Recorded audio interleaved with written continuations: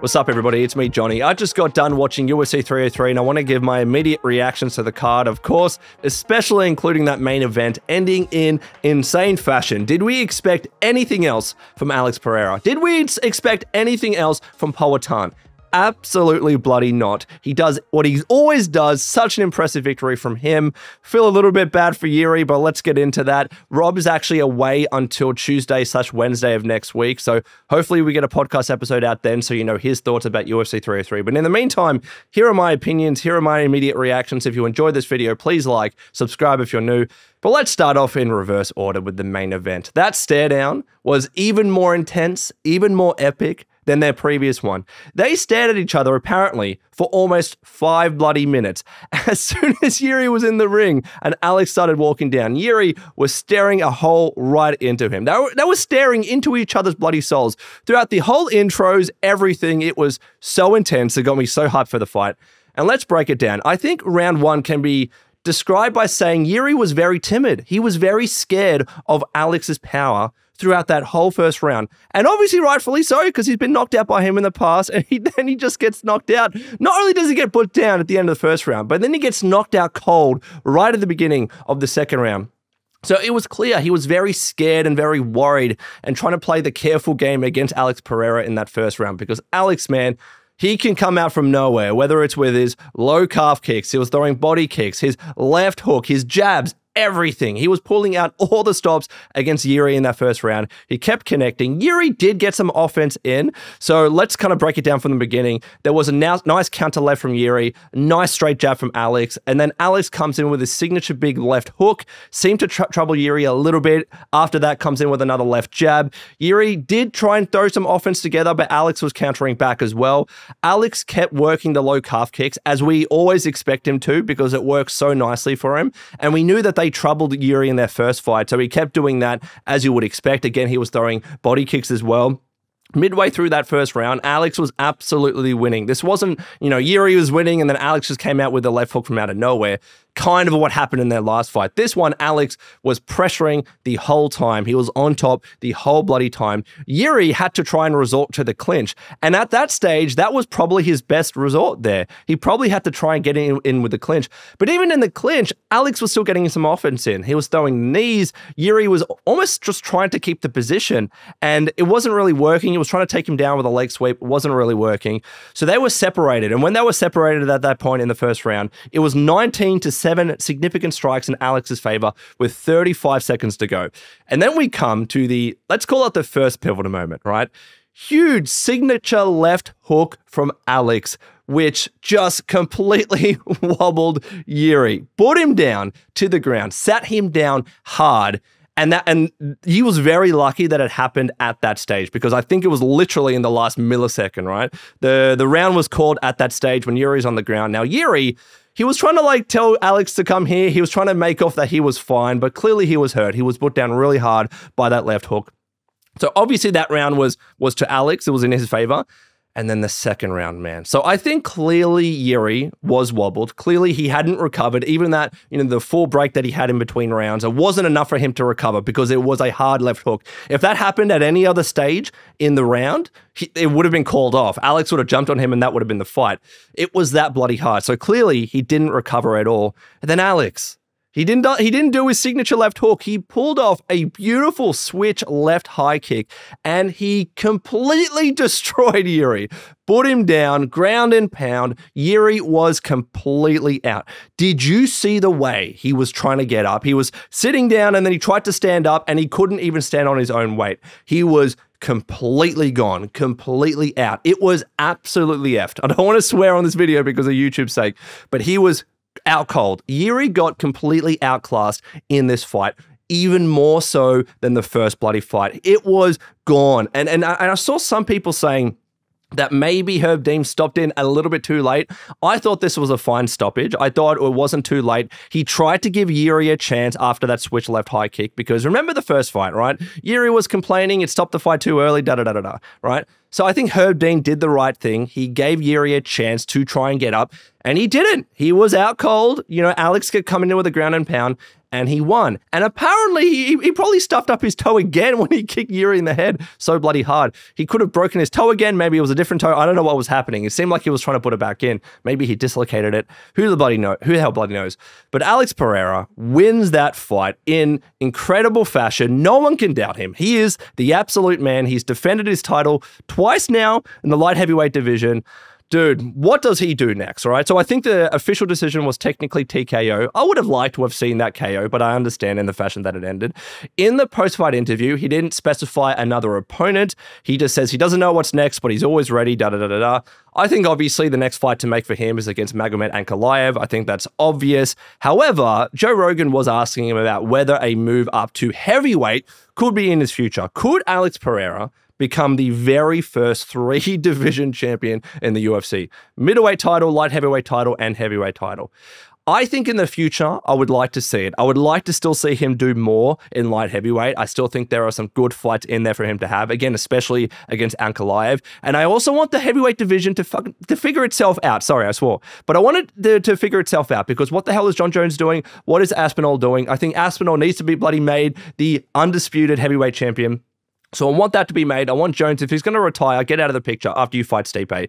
And then you have, you know, Alex Pereira against Tom Aspinall for the undisputed heavyweight championship. I want Tom Aspinall to be declared the undisputed champion because I believe he deserves that. And then, yeah, have him fight Jiří if, you know, of course, if Aspinall happens to beat Curtis Blades and if he doesn't end up fighting Jon Jones, that's clearly the fight to make. But until then, until that sorts itself out, and that's going to take a little bit, have Alex Pereira fight Magomed Ankalaev. I think that is the fight to make. But man, what an impressive bloody performance from Alex Pereira. Let me know what you think in the comments below. Moving on, Dan Ige against Diego Lopes. This fight was meant to be Diego Lopes, of course, against Brian Ortega, all right? Now, let me set the background here for those of you that didn't get the gist of it. Brian Ortega apparently had a very high fever, 103 degrees Fahrenheit, something like that, pulled out. They call up Dan Ige with 4 hours notice, right? He lives just around the corner in Las Vegas. It was like he called him up with 90 minutes notice or something like that. And then by the time the fight got around to actually starting, it was within 4 hours. So this guy fought on 4 hours bloody notice. Apparently, he was literally napping. He was getting a massage on his couch or something. They called him up. This has never happened before, this quickly anyways. They called him up and they were like, hey, can you fight? All right, Brian Ortega's out. Lopes needs an opponent. Can you fight? This guy, if you listen to the commission dude, he was already licensed because he fought in February. All his medicals were in. It was a 14th ranked fighter versus a 15th ranked fighter, so it wasn't a complete mismatch. The commission was happy for this fight to go forward. Everything was in order. So for Dan Ige to step up the way that he did, I hope he got the biggest bloody bonus in the world. Huge bloody props to him. He's an absolute machine, an absolute weapon. He deserves all the props, right? But then Diego Lopes, this dude was given the rawest deal against Brian Ortega alone, and then he had to fight someone else completely in a different weight class, again with 4 hours notice. It's just, I feel so bad for the dude, but he still went out and he won the bloody fight. He got told at 4 a.m. against Brian Ortega when he was at 146 pounds that the fight needed to take place at 155. He's like, cool, no problem. He weighs in for the second time. First time he weighed in before. Second time he weighed in at 155 pounds. He hits weight. And then 90 minutes before the fight, he gets told it needs to take place at 165 catch weight because of Dan Ige. Understandably so, the dude's coming in within 4 hours notice. He had to weigh in, I believe, with 90 minutes notice, something like that. And then he manages to weigh in at 161 pounds to hit that catch weight bout of 165. What the hell? What else can you say? What an absolute dog, man. And then he still comes out and he fights the way that he did. And props to the UFC, one, for putting this together, but also two, they put together an entire bloody fight package. You wouldn't expect this fight to have been, you know, called in on such short notice. They put together a really convincing fight package so bloody quickly. It's like this fight was planned for weeks, if not months. That was insane. And obviously going round by round, it was clear that Lopes won the first 2 rounds. Ige won the third. But I don't even want to break it down like that because Ige, I'm so impressed with him. He managed to beat Diego Lopes with the high that he's on. He managed to beat Diego Lopes in the 3rd round. He obviously lost the first 2. It was a good fight. Really impressed by the both of them. Clearly, the decision was unanimous decision to Diego Lopes. You can't really dispute that. But at the end, the teams got together. They were talking to Dana together. That was sick, man. I don't even want to call Dan Ige a loser because he's a winner in my book. He should be a winner in everybody's book. So it was a good fight, a fun fight. And honestly, it was such a fun fight fight, especially with some of the fights that occurred previously, you could say that they helped save this card. With all the cancellations that took place and with the caliber of their fight, going the 3 rounds, they were exchanging nicely. Diego Lopes is just a brawler, man. He's wild in his exchanges. Dan Ige was defensively very, very sound. Again, he came back nicely in the 3rd round. Such a good fight, given the circumstances. Give both of these dudes fight night performances, whatever bonuses that they absolutely need. And then we got Anthony Smith against Roman Dolidze. I don't even want to talk about this fight too much. Again, both of these dudes are also coming in on short notice. Anthony Smith, a little bit longer short notice than Roman Dolidze. Roman Dolidze coming up in weight from middleweight to light heavyweight. And I was surprised. I thought because of that Anthony Smith would be coming in as the bigger guy, which he clearly was. He was much denser. I thought he would be coming in with a little bit better cardio than he showed. And I thought Anthony Smith, I think Rob said as well, that we thought he was going to win this fight because Roman Dolidze is a bit slow. He's always been slow, even in the middleweight division. But Roman Dolidze, he completely shut out Anthony Smith. Like, he did really impressive. Now, to be honest, it was a bit of a boring fight, right? First round went to Roman. Second round went to Roman. Third round was a bit of a toss-up. I can see whether you give it to Roman or to Anthony Smith. But yeah, not much happened in this fight, really. The crowd was booing a little bit. They were both very slow, very plodding, didn't do much to evade. They were pretty much just standing in front of each other. And it was a bit of a slow slugfest. So it was a bit of a letdown, bit of a downer, but again, all things considered, this fight was meant to be freaking Jamal Hill against Khalil Roundtree, Jamal Hill against Allberg against Anthony Smith against bloody Roman Dolidze coming up in weight and short notice. For everything that happened, like, I'm not upset at this fight, but clearly Roman did win. Whatever you think that happened in the last round, clearly he won overall by winning the first 2 rounds. And then we have Mayra Bueno Silva against Macy Chiasson. Look, I liked Mayra Bueno Silva in the first round. I thought she looked really impressive, was landing a lot of significant strikes, was outlanding Chiasson, but then we saw what happened in the second round. Huge left elbow from Chiasson, completely opening up Bueno Silva. The fight had to be called. In my opinion, I saw some people saying if this was a men's fight, they would have let this happen. I don't think so. I think that gash was pretty significant. It looked like it was down to the bone. Genuinely, it did. And the blood was pouring profusely. As soon as it happened, the blood, you saw it on the canvas. It looked brutal. The fight couldn't continue, especially because, what was it? It was like early in the second round or middle in the second round. I can't remember the specific time. I thought this was the right call. The doctor was like, look, it's deep, it's deep, trying to convince the ref to call it. And then when he said it was too deep, that was when the ref was like, yeah, let's call it. I'm fine with this. I feel bad for Bueno Silva because she did so well in that first round, but I thought this was the right call. It is technically a TKO victory due to the eye injury, the gash, whatever you want to call it. So unfortunate that it couldn't finish, but that was actually shaping up to be a fun fight. Anyways, we need to talk about Ian Machado Garry against Michael Venom Page.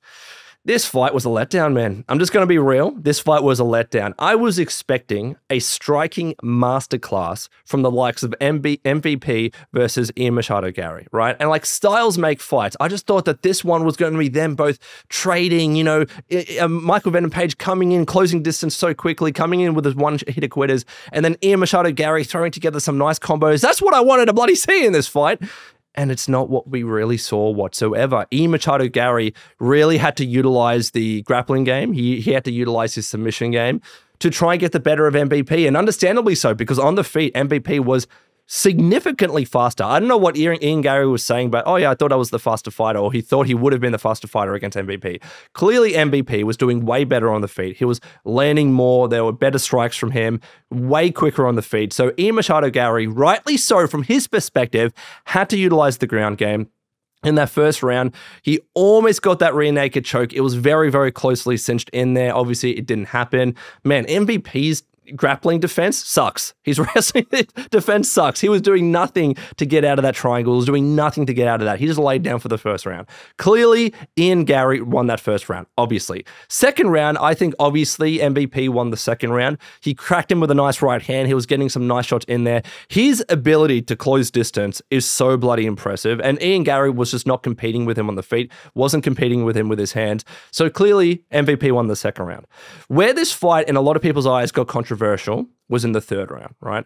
And it's a very hard round to call because in terms of output, in terms of significant strikes, there weren't that many. By the end, it was 8-5. And I'm not going to say whose favor it was in because I want that to be a point of this breakdown here. A lot of people I saw on Twitter, I was arguing back and forth with people that I thought Ian Garry won this fight, right? It's not because I like the guy particularly or whatever. I actually prefer MVP. I think he's a more exciting fighter. You know, Ian Garry's personality gets to me sometimes, right? But when I look at that fight, Ian winning the first round, MVP winning the second round, it comes down to the third. I thought Ian did enough in the third round to win this fight, right? In fact, he got the more significant strikes. People were saying, oh, MVP was outlanding him in that round. In the previous round, he was. Not in the third round. It was 8-5 significant strikes by the end in Ian's favor. And yes, obviously, MVP started the round with a nice right. His strikes were probably better, but still, Ian Garry on paper still had more significant strikes. But that's not even what I'm going down to. There was a moment, of course, where MVP had him in guard and had him, Ian Garry on the ground. I don't think it technically counted as a countdown, but MVP wasn't really doing much with that position. And then it was obviously reversed. And then Ian Garry was utilizing his grappling, had the back of MVP, and he was actually doing some submission attempts. Officially, there were 2 submission attempts from Ian Garry. Did it get in that close? Not really. Like, I don't think MVP was in any real danger. Certainly not in any real danger compared to the first round, right? But he still had 2 submission attempts. And it's not just effective striking that we're going off. It's also effective grappling. You've got to count those submission attempts from Ian Garry. They count as effective grappling. So when you consider that, he still outstruck MVP in that third round, maybe not the better hits individually, but he still had more significant strikes. You look at that, you look at the takedowns, you look at the effective grappling with the 2 submissions. I thought it was obvious that Ian Garry won that third round, right? People might not like it. You might not like Ian Garry as a person. I saw people saying MVP got robbed, which is wild. How can you say MVP won that fight because he won that third round? It's ridiculous. He did not do enough in that third round to warrant a victory. One good punch at the start of the round, which didn't even wobble Ian Garry, does not warrant him winning the whole fight and winning that round, because that's what the fight came down to. Ian Garry had more strikes. There wasn't that many of them, but technically on paper he did. Effective grappling needs to be considered here. Effective submission game needs to be considered here. It was a crap round. It was a crap fight, given the hype and given the potential that it had. But still, I thought it was obvious that Ian Garry won. Or at the very least, I might give you a 10-10 round in that last round. It could have easily been a draw. And if it was a draw, I think everybody would have gone away from thinking, yeah, that's probably the better call here. But, you know, Machado just didn't look that good. MVP didn't look that good. His grappling game wasn't that great. Yes, when he was closing the distance, coming in with his blitzes, he was looking good, but there weren't that many occasions where that was happening. He couldn't piece up Ian Machado Garry like he did Kevin Holland, right? But Ian Garry, why is he calling for a bloody title shot now? That was not impressive. He won the fight. I believe that he won the fight, but it still wasn't an impressive victory in my opinion. But I still thought that he won, or at the very least, a draw. And obviously, like, how often do we get 10-10 rounds? Never bloody happens. So I think the last 10-10 round was in 2018. Someone correct me if I'm wrong. I did a quick Google search. But I thought MVP lost that fight. I thought Ian Garry won. I know it's going to be controversial. Let me know what you think in the comments below. Quickly rattling off the early prelim, or the prelim, sorry. I didn't look at the early prelims. I didn't have the time. But Joe Pyfer beating Marc-André Barriault by KO. Really nice finish. Really nice KO from Joe Pyfer. It was awesome to see. That was brutal, man. He put down Barriault hard. Swanson against Andre Fili. This one was another controversial one, split decision. It was a fun fight. Nice back and forth.